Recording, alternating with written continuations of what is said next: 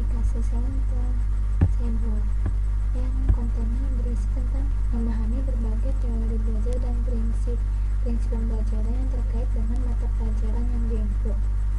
Nah, di sini dalam aplikasi saya akan menjelaskan tentang definisi teori belajar dan prinsip pembelajaran, teori-teori belajar macam-macamnya dan juga penjelasannya, terus macam-macam prinsip pembelajaran dan juga penjelasannya, bagaimana keterkaitan prinsip pembelajaran dengan mata pelajaran yang diampu, dan juga sumber rujukan yang dapat kalian melihat secara lebih lengkap tentang aplikasinya.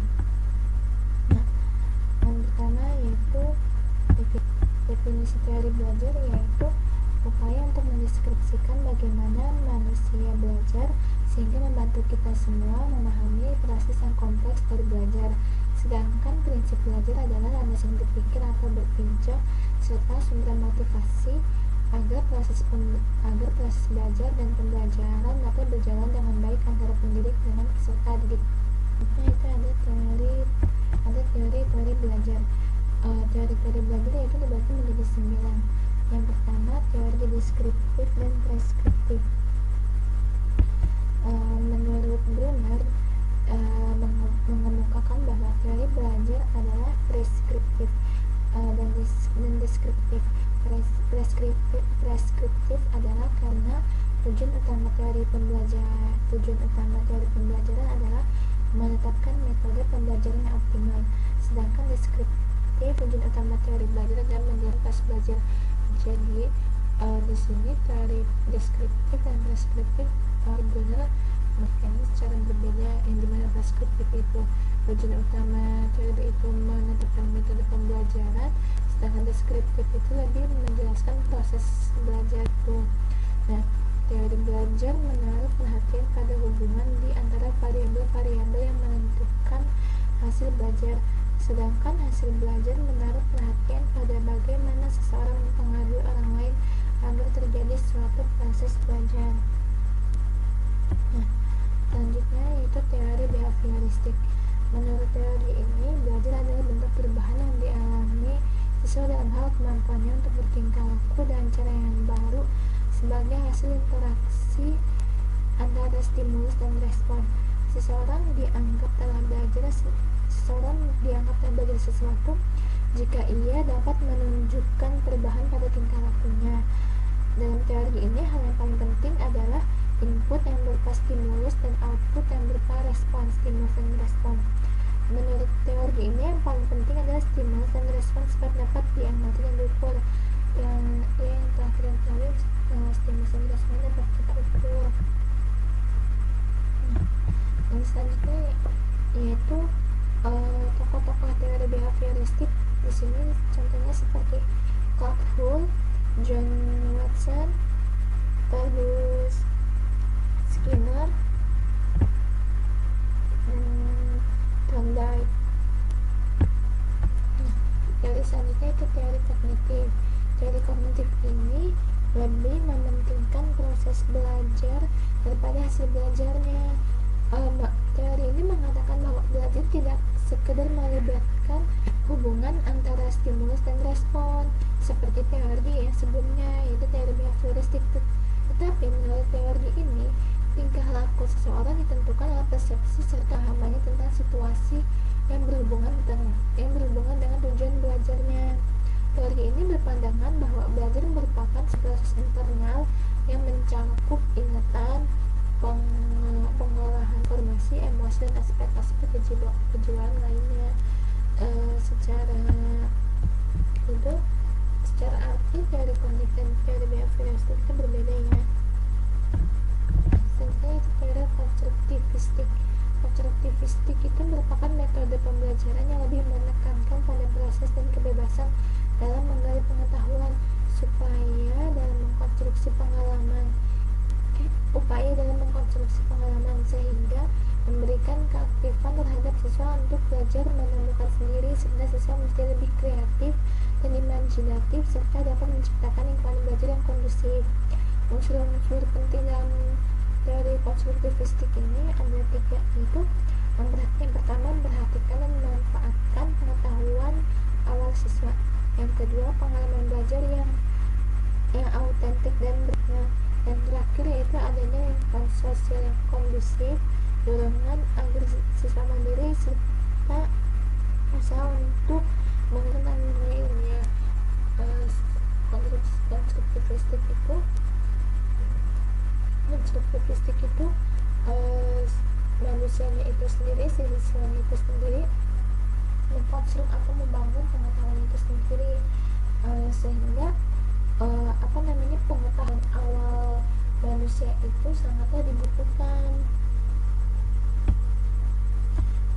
Selanjutnya itu teori humanistik. Teori humanistik pada teori ini proses belajar harus berhulu dan bermuara pada manusia itu sendiri, yaitu berawal dan berakhir pada manusia itu sendiri. Dari keempat teori belajar, teori humanistik yang paling abstrak, yang paling mendekati dunia filsafat daripada dunia pendidikan. Meskipun teori ini sangat menekankan pentingnya isi dari proses belajar dalam kenyataannya, teori ini lebih banyak berbicara tentang pendidikan dan proses belajar dalam bentuknya yang paling ideal. Dan kata lain, teori ini lebih tertarik pada ide belajarnya itu sendiri dalam bentuknya yang paling ideal daripada belajar seperti apa adanya. Jadi makanya dari itu teori humanis sendiri katakan mendekati filsafat daripada pendidikan, sebab teori itu ya seperti yang telah dijelaskan tadi, teori ini lebih mementingkan idenya itu. Dan teori apapun dapat dimanfaatkan asal tujuan untuk memanusiakan manusia atau mencapai aktualisasi diri dan sebagainya dapat tercapai menurut teori humanistik. Nah, tokoh-tokoh teori humanistik itu seperti Locke, Bloom, Habermas, Capwell, dan Mumford. Ada 5. Selanjutnya itu teori sibernetik. Menurut teori sibernetik, belajar adalah pengolahan informasi. Proses belajar memang penting dalam teori ini, namun yang lebih penting menurut teori sibernetik adalah sistem informasi yang akan dipelajari siswa.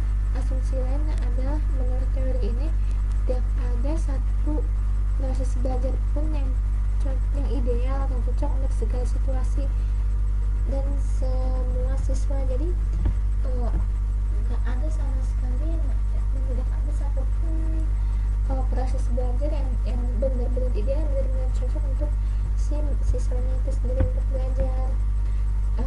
Selanjutnya itu ada teori kecerdasan ganda, menggabungkan antara potensi otak kanan dan otak kiri sehingga potensi tersebut dapat berjalan baik. Otak kanan dan otak kiri memiliki fungsi yang berbeda-beda. Nah, teori ini mengoptimalkan, jadi menggabungkan antara otak kanan dan otak kiri. Nah, strategi pembelajaran kecerdasan ganda ini bertujuan agar semua potensi anak berkembang dengan cara menaktifkan indera, memberi dan memperkuat kemampuan membangunkan kecerdasan, mengembangkan pelajaran yang mengacu pada penggunaan kecerdasan manusia, memanfaatkan berbagai cara yang telah dilatihkan di kelas untuk memahami realitas di luar kelas atau pada lingkungan nyata. Teori kecerdasan ganda ini cukup sulit sebab dia kadang hanya menggunakan otak kirinya saja, sedangkan otak kanannya kecil, agak sedikit dipergunakan, jadi agak sulit untuk dilakukan. Terus teori Piaget itu menjelaskan bahwa pengetahuan itu berasal dari individunya itu sendiri, dan proses belajar siswa berdiri terpisah berinteraksi dengan lingkungan sosial. Ia mengkonstruksi pengetahuannya lewat tindakan yang dilakukan terhadap lingkungan sosial. Dalam kegiatan belajar, Piaget lebih mementingkan interaksi antara siswa dan kelompoknya. Perkembangan kognitif akan terjadi dalam interaksi antara siswa dan kelompok sebaliknya daripada dengan orang-orang yang lebih dewasa. terakhir yaitu teori Vygotsky. Teori Vygotsky mengatakan bahwa jalan pikiran seseorang harus dimengerti dari latar sosial, budaya, dan sejarahnya. Artinya, untuk memahami pikiran seseorang bukan dengan cara menelusuri apa yang ada di balik otaknya dan pada kedalaman jiwanya, tetapi asal usul tindakan sadarnya dari interaksi sosial yang dilatari dengan sejarah hidupnya. Nah, teori tentang prinsip memiliki 7. Yang pertama, perhatian dan motivasi. Perhatian mempunyai peranan yang penting dalam kegiatan belajar. Dari kajian teori belajar pengolahan informasi terungkap bahwa tanpa adanya perhatian tak mungkin terjadi belajar. Perhatian terhadap belajar akan timbul pada peserta didik apabila pelajaran sesuai dengan kebutuhannya. Di samping perhatian, motivasi mempunyai peranan yang sangat penting dalam kegiatan belajar. Motivasi adalah tenaga yang menggerakkan dan mengarahkan aktivitas seseorang.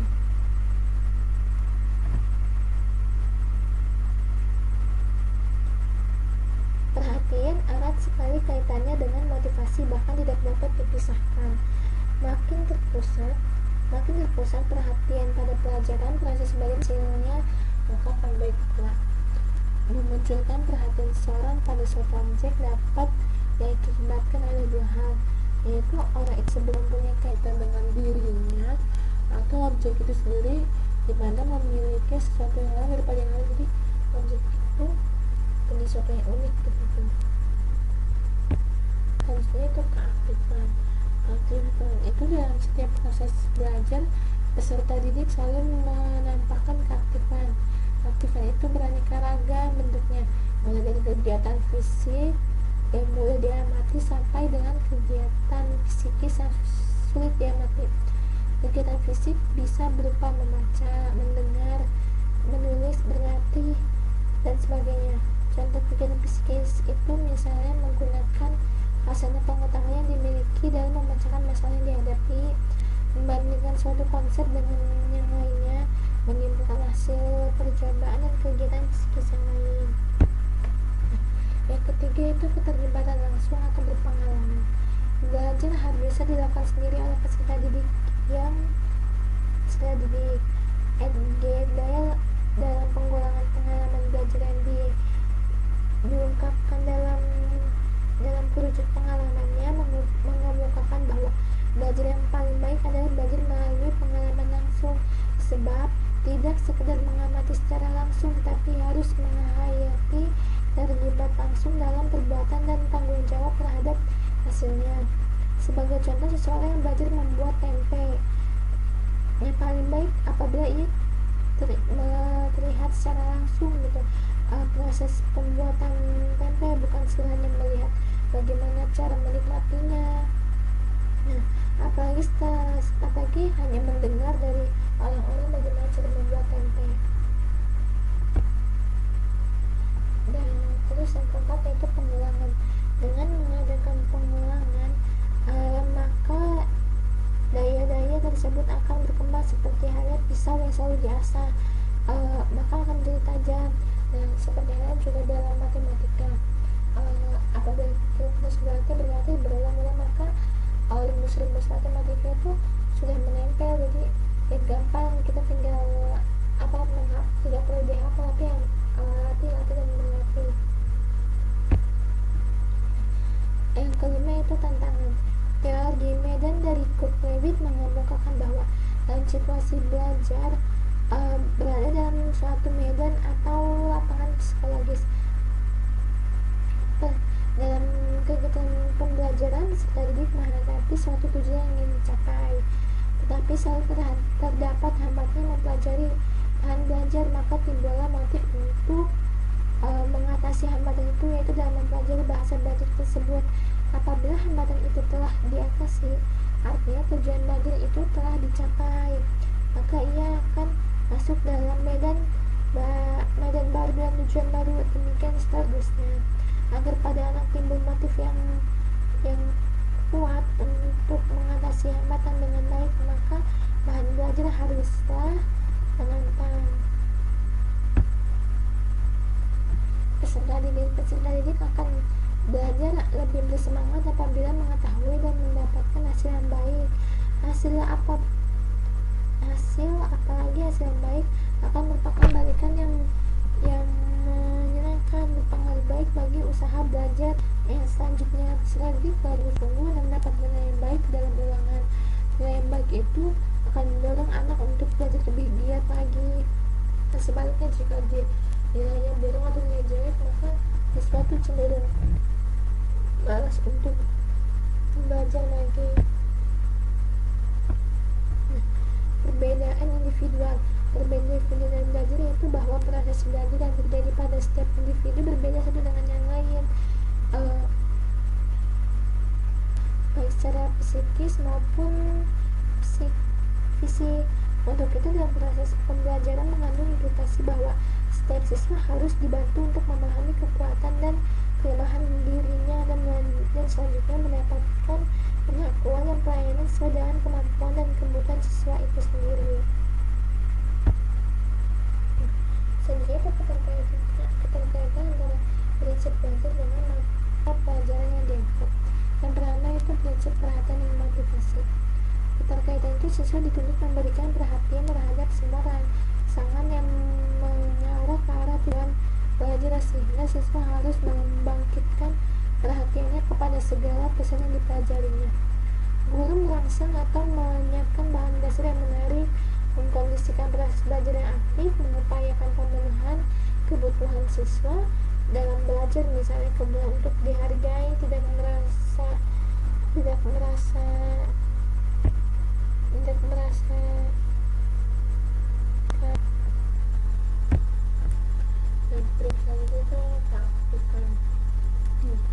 siswa mencari sumber informasi yang dibutuhkan, menganalisis percobaan yang tahu hasil reaksi kimia, kerja tulis, membuat clipping, dan perilaku aktif lainnya.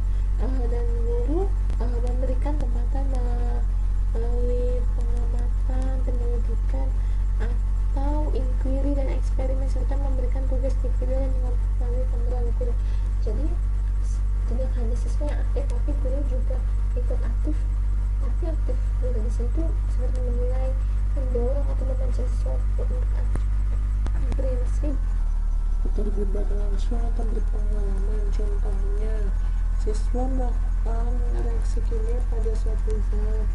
Guru menggunakan media secara langsung dan melibatkan siswa melakukan berbagai percobaan atau eksperimen. Jadi siswanya langsung yang melakukan percobaan gitu.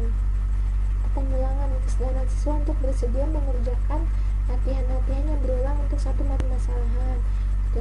Dan guru merancang kegiatan pengolahan dan mengembangkan soal latihan yang bervariasi.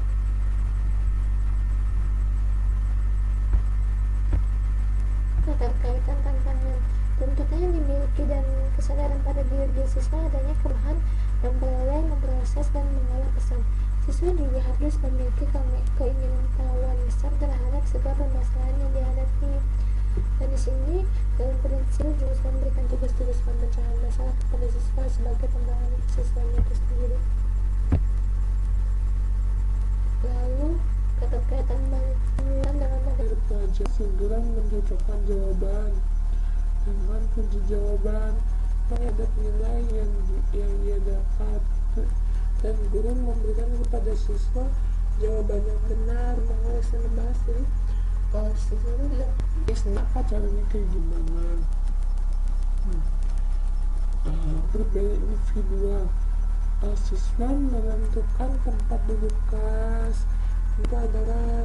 Siswa dan guru harus mendorong siswa dalam memahami potensi dirinya dan untuk selanjutnya mampu merencanakan dan melaksanakan suatu kegiatan. Berbeda individu ini misalnya ada murid yang ingin duduknya tuh mungkin murid yang depan ingin duduknya tuh selalu ini di depan stand, murid yang kurang duduknya di belakang saja, atau dia takut dipanggil untuk maju maka dia duduk di belakang.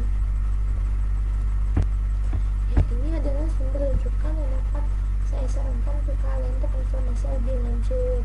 Dan biasanya ada nulis biar blogspot, psikologi.com, terus akademia.edu, dan yang lainnya.